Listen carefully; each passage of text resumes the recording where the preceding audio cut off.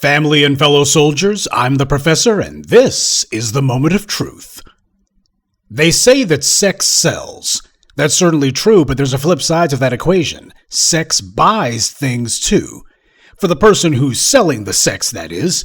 Why, if you're just willing to get out there and wiggle your butt, assuming you keep yourself in reasonable shape, there just might be some people willing to pay you for that. That's what the smart harlot does, but there is a lower class of harlot who, as far as they're concerned, if their antics will simply buy them some attention, even without money, they'll go along with that. Tell me something. What do Niecy Nash and Lizzo have in common? Besides their lousy choice in friends, that is. Hey, I judge people by the company they keep.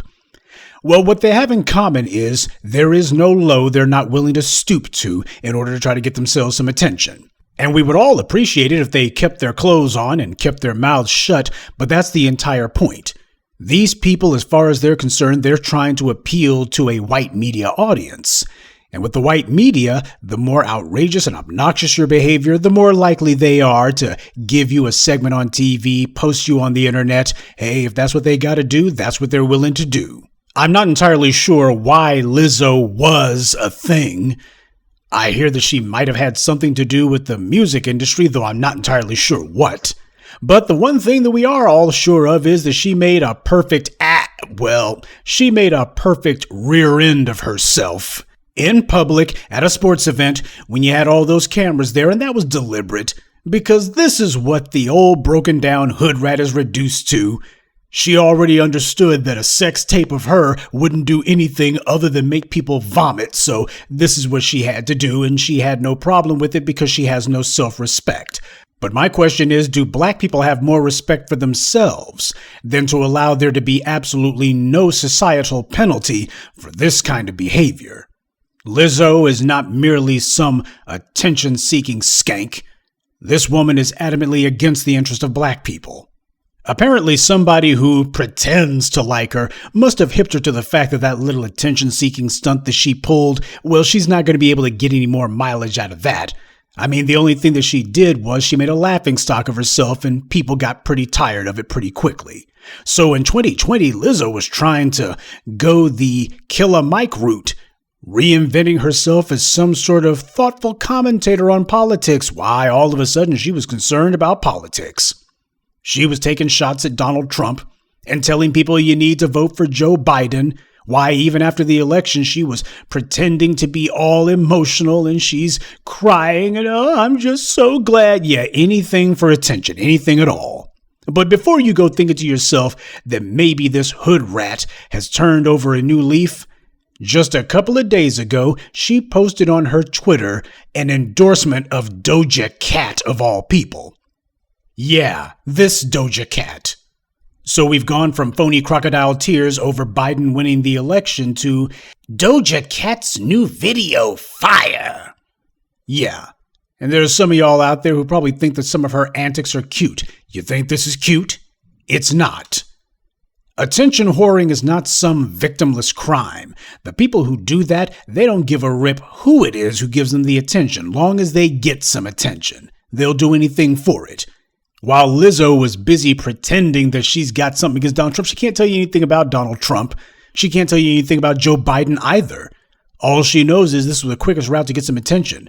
And is there anyone who's really so simple-minded as to think that if Donald Trump had called Lizzo up and said, hey, I want to make you the third member of the band, along with Diamond and Silk, get on the campaign trail for me, please. You know she would have been on that. She would have been waddling her way to 1600 Pennsylvania Avenue. Oh yeah, as far as she's concerned, her butter biscuits, she would like them with some Aunt Jemima syrup, thank you very much. See, attention whoring is not some victimless crime. They're for sale to the highest bidder. And that's just Lizzo. This Niecy Nash character, well, as you can see, she scrapes the bottom of the barrel. Niecy Nash has been married 3 times. I'm not making that up. I'm sure some might say this proves that there's someone for everyone. I think it actually proves that there's a sucker born every minute. Now, Niecy Nash's first 2 spouses were black men. And here you see her with her current husband. So this class clown, she's been going through spouses the way that most people go through cars. The only thing more phony than her implants is her commitment. Now again, just like with Lizzo, this is not the kind of person that I spend time trying to learn about. I'm not trying to become a thoughtologist. But apparently this Niecy Nash character was on a TV show called Reno 911. I never heard of it, and now that I have heard of it, I resent that I have. Well, apparently they made a movie about it, and here she is on the red carpet. Now, you notice the similarity between herself and Lizzo. This is how this woman chooses to go to a movie premiere. Now, I don't know, maybe this is supposed to be a comedy, maybe it's supposed to be some wild, wacky, out there comedy, whatever. I gotta say, though, we've come a long way since Police Academy, a long way down, and this is what she chooses to do. They make it a point, though, that the rest of her co-stars, they're going to be fully clothed, but not her. Oh, no, with her, we gotta put all this extra stuff on it. And if this reminds you of Terry Crews, it should. I just want to make the point to you that this epidemic of ratchet behavior isn't just limited to women. You have a lot of these males out here who are just as desperate to get someone to notice their existence as these ratchet females are. I just told you a couple of days ago about Lil Nas X, who apparently thinks that he'll be the thought to rule them all. Make no mistake, thought behavior has gone co-ed. And not only has this degeneracy not slowed down, but in the era of Instagram and TikTok, it seems that every skank, chickenhead, model actress wannabe, and loser with no talent but a pathetic need to be noticed is trying to make a sex tape. And if that fails, then they'll just set up an OnlyFans. Too much of what we do now revolves around the lowest common denominator of our group. And we've allowed the white media and their bootlicks to give us some empty slogans and rhetoric to try to sanitize this perversion. Exploring their sexuality is the one that we hear most. Healthy sexual appetite is another. Well, that's sprinkling sugar on crap. And we need to be smarter than to allow the white media to bring us flowery rhetoric to try to dress up what is just open degeneracy. And this is not about being some modern-day Puritans or being prudish at all. What this is about is us being adults, mature adults who are actually interested in adult things. And we understand that where the white media is concerned, this isn't something to play with. They make it where the Lizzos and the Niecy Nashes and the rest of the attention whores, they're supposed to be avatars for all of us. The white media has used their monopoly to manufacture a false image of the black community. And that image precedes us into the room. It gets there long before you do. This is not something that we can afford to simply ignore. It's not going to go away on its own. It's not as if it has a little bout of idiocy and then it evaporates. We're having this put out here like an assembly line. The only skill these clowns have is acting asinine, and the white media makes it clear that after they're through with the last moron, the next one shows up, they'll get a couple of crumbs, and then the next one, and so on and so forth. This is not just something that's sprouting out of the ground. This is something being made to happen. It's being cultivated and pushed on us. The racists who peddle the TV shows, movies, books that so many of us consume, they are in fact the same people who pal around with the likes of Jeffrey Epstein. And as we've seen in recent years, a lot of these people in the white media are heavy into pedophilia. That's why so many shows and even cartoons depict teenagers and even preteens as being sexually active, if not just romantically involved with someone.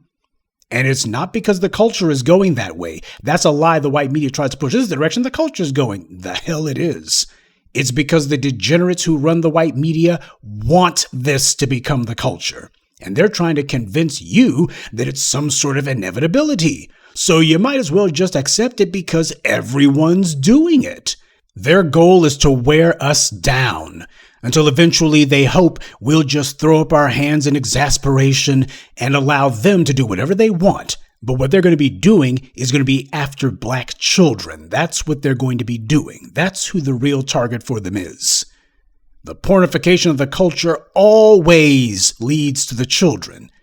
Once you allow thought culture to become the norm in every arena of the society, everywhere that adults gather, there's always some whorehouse behavior going down. When you allow that to become standard operating procedure in your society, then you have paved the way for them to bring your children into that behavior. And when they do, you'll be hearing those old slogans again. Little Bobby over here, he's just exploring his sexuality. And little Monica's just got a healthy sexual appetite. She's not even old enough to have a driver's permit. So the white media that puts the Lizzos and the Niecy Nashes and the rest of these chuckleheads out here, they know exactly what they're doing. The question is, do you? See, the white media, they'll go ahead and play the game of, oh, let's go ahead and put Kim Kardashian out there. And they'll tell you, oh, look, Kim Kardashian, she has made it acceptable for a woman to have a large butt and to have thick thighs. Give me a king-size break. Miley Cyrus, why? She made twerking socially acceptable. In other words, at best, if you're simple-minded, the only thing you can say is you got a white woman and a mostly white woman in the case of Kim Kardashian, who are the only way that anything even remotely associated with black people can find anything pretending to be social acceptance. That's tokenism at its absolute lowest. But in both cases, they make it very clear, well, Miley Cyrus, she's going to get a pass because, well, she picked this up from black people. She wasn't elevating this. If you think that twerking is somehow something that's going to be of value to the society or somehow of credit to black people, where's Miley Virus at today? Yeah, see, they're going to go ahead and give her a way out, so that as soon as she stops doing it, they aren't going to mention it anymore. But what they will be doing is they make sure they got that steady drumbeat that where black folks are concerned, here's Kim Kardashian, and here is Miley Virus. Oh yeah, degeneracy, why? There's just a never-ending spring of degeneracy that comes from the black community. That's the source of all this stuff. That's the point that they want to get across loudly and clearly.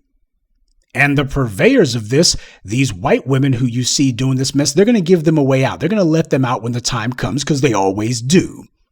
And then afterwards, they take all of the thought behavior of the Amber Roses and the Kim Kardashians and the Miley Cyruses, and they lay them at black folks' feet as if we were the ones responsible for what these other folks do. The images that we create say a lot about us, but the images that we tolerate, they say a lot about us too. You could never go to a Muslim country and have someone attempting to put some Niecy Nash nonsense out there. They wouldn't have it.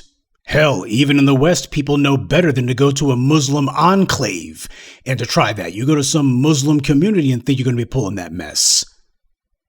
It is way past time that we made it clear that we have a hell of a lot more dignity and a hell of a lot more pride in ourselves than to allow the Lizzos and the Niecy Nashes and the little Nas X's and any of these other thoughts of either the male, female, or any other variety to call themselves trying to pretend as if they stand for us. Little Nas X does not represent our culture. Niecy Nash doesn't represent our culture. None of them do. Because our culture is not about seeking attention, it's about seeking power. We have come much too far to allow our motto of power, wealth, and influence to be replaced with attention, clicks, and retweets. Those are not our values, and the white media doesn't get to dictate them to us. They don't get to have some black stalking horse who comes among us and says, it's okay because I'm doing it. You got a clown like Lizzo who gets out there and pulls her stunt and then defies the black community to do anything about it. Yeah, that's because she knows who's actually backing her up. She knows who her real audience is. That's why when the black community made it clear that she was doing something that we all knew the white media would use to try to say, see, this is how these black people are. We pointed that out to her, and what does she do? She gets all defiant. And then, as she just got through showing a few days ago, yeah, she's on team white supremacy and always has been. I mean, after all, her pal Doja Cat, she didn't do nothing wrong, right? So when it comes to bootlicking, just understand the thoughts, they happen to be part of that bootlick contingent. The thought has no problem using their tongues to polish the boots, the soles of the feet, or any other part of whatever white media paymaster they're hoping to get a few crumbs from. So we must draw the line. We got to make absolutely certain that there is a zero tolerance policy for this kind of thing. They are absolutely persona non grata among us. You want to call yourself associating with or being part of intelligent black society? The operative term there is intelligent. And there ain't a dang thing intelligent about deciding that you're going to be wearing butt floss in public, or that you're going to be literally showing your behind in front of tens of millions of people because you think that that's a cute thing to do. There's nothing intelligent about that. We've got better sense than to engage in that behavior or to tolerate it. And I am not so naive as to think that with such a large and viewpoint-wise diverse group that we've got here as this audience, there's just a few of you, I'm sure, who probably give a wink and a nod to it or think that it ain't so bad. Let me tell you something. Once you've made the devil's bargain to accept whorehouse culture, the only thing you're gonna get is screwed. Good day, and be one.